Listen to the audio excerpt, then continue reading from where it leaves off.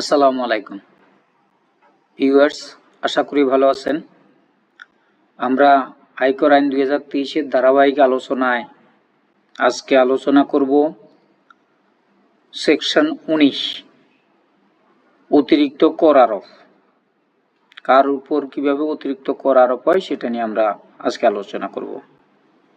এই সেকশনের মূল আলোচ্য বিষয় হলো কোনো কোম্পানি যদি কোনো বিদেশি ব্যক্তিকে সরকারি অনুমোদন ছাড়া, সরকারি অনুমোদন মিন্স বিদেশি ব্যক্তি বাংলাদেশে কাজ করতে হলে বিদার অনুমতি লাগে। বিদা হলো Bangladesh investment development authority. Work permit নিতে হয় বিদা থেকে, আর বিদা থেকে ওয়ার্ক পারমিট যদি না নেয় তাহলে যেই কোম্পানি ওই ফরেন ব্যক্তিকে তার কর্মস্থলে বা তার ব্যবসায়ে নিয়োগ দিয়েছেন তার উপর অতিরিক্ত কর আরোপ হবে। সেটা কিভাবে ক্যালকুলেশন হবে?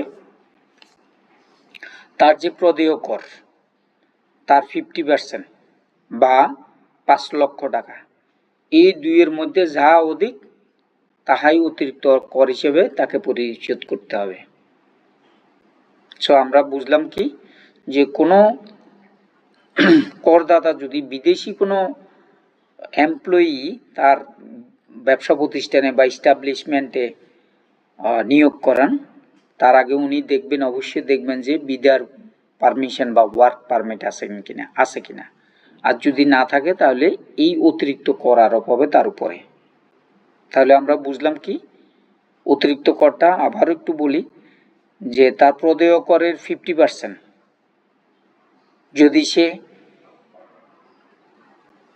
10 লাখ টাকা তার যদি 8 লাখ টাকা প্রদেয় কর হয়, তার উপর 50% মানে 4 লাখ টাকা বা 5 লাখ টাকা, এই দুইয়ের মধ্যে যেটা বেশি, তার মানে তাকে 5 লাখ টাকা অতিরিক্ত কর, তার যা কর আছে ক্যালকুলেশন করে যা কর আসবে তার অতিরিক্ত 5 লাখ টাকা তাকে এই অন্যায়ের জন্য পরিশোধ করতে হবে। তো আমরা আজকে এই পর্যন্ত এই সেকশন নিয়ে আলোচনা। Thank you very much. আসসালামু আলাইকুম।